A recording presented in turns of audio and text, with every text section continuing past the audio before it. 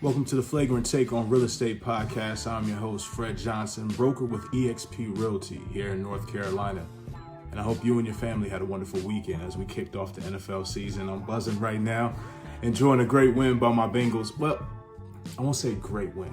We'll just say win. I don't want to put too much sauce on it. There are definitely things that could be fixed, but for my Panther fans here locally, congratulations to you as well. But let's dive into it, because for a lot of people after the first episode, talking about establishing that trust between client and broker, we find that there's a lot of times people don't know what questions to ask brokers when they're interviewing you. And you should absolutely interview multiple brokers before making a decision on who you want to represent you and your family over the course of your purchase for your first property, or if this isn't your first property, your next property, because that level of trust is going to be paramount, and you making sure that you feel informed. While it can't guarantee that the process will go smoother, you at least have somebody that you know is advocating for you, which is first and foremost our job when representing our clients. So, what type of questions should you ask brokers when you're going about the process? Well, it's really unique to your situation, right? When we talk about you talking to lenders and figuring out your financing component, it's also important to know that when you're going to buy a house, there's a lot of details. There's going to be a lot of moving parts. So therefore, if this is your first time, there's going to be a lot of things that you're experiencing for the first time that you will need explained out in detail. You want to make sure that you have a broker that is responsive.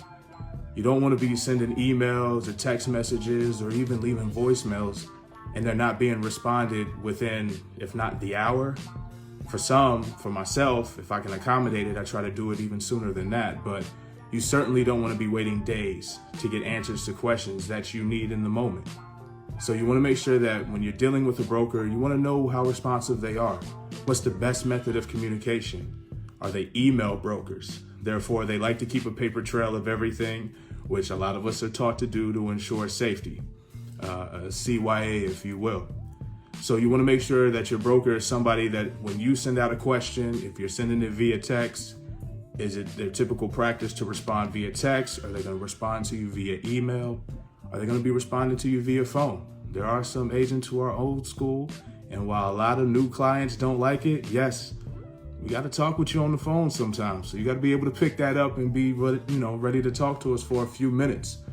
So it's good to know to mesh your personalities, because when dealing with a client, for me, listen, let's be realistic for a second here. You can't work with every broker.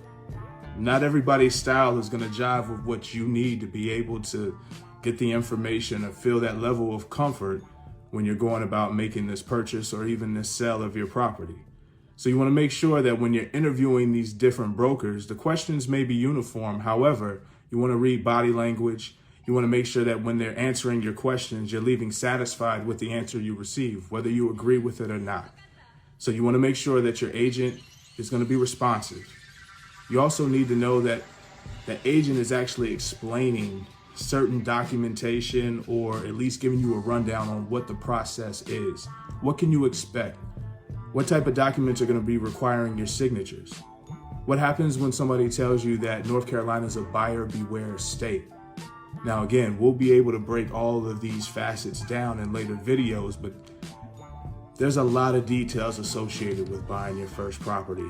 And what you want to make sure is that when you answer questions, you're getting thorough responses back from the professional that you hired. That's going to add to that peace of mind. It's going to build that level of trust. It's going to allow for you guys to develop a certain rapport, because that's going to be crucial. It just is. So you want to make sure that your broker is going to be able to break things down and explain things in a way that you can understand. And listen, let's be clear. You don't need to be a genius. Listen, we're not supposed to talk over your head. And I believe explaining things in layman terms, why not? Because this is about you. This is your process. This is your investment. So therefore, you need to be informed. The whole purpose of me doing this platform was to be able to educate. I recognize it. I'm not necessarily somebody that's looking to work with every single person out there. Why? Because I'm realistic. I recognize that there's personality types and styles, and I may not be the best fit for somebody, and other clients may not be the best fit for me, but that's fine. The information is the information, and you need it the same. And so you want to make sure that with whatever real estate professional you bring aboard, that there's somebody that is going to fit what it is you're needing in a professional. And I'll tell you, responsiveness is something that could leave a lot to be desired for a lot of clients out here when they feel like they're left waiting in the wings for a response. Whenever they feel as if their professional broker is telling them, oh, don't worry about it. I've worked in this industry for years. Just trust me. And they're constantly pushing documentation in front of you without explaining it. That's a red flag. Even before you should reveal any type of pertinent or personal information, finances, what you're needing in a home, that broker stop you before you shared any of that and tell you, wait a second, have you worked with a real estate professional before? If not, I have a brochure for you. It's the Working with Real Estate Agents brochure. And while it while it will require your signature and initials down the road, understand that this is not a contract. It's actually something that is put forth by the North Carolina Real Estate Commission by law. So before you share any personal information, you should be getting stopped by that broker to ensure that you know of your rights, because that's what that brochure entails. It lets you know of your rights when working with a real estate professional. And so a lot of times when people aren't necessarily the savviest of buyers or don't know what to, expect when they're going through this process, there are going to be some professionals that could potentially take advantage of that. And sometimes I make sure that people do that as a litmus test. Even before you get to sharing pertinent information, watch what that broker does. Do they stop you to ensure that you know of your rights? Is that the first piece of information that you're getting before you're even getting a business card? A lot of that will tell you the difference between who you're dealing with. And it may help you in regards to making your ultimate decision on who you entrust with you and potentially your family's home buying process.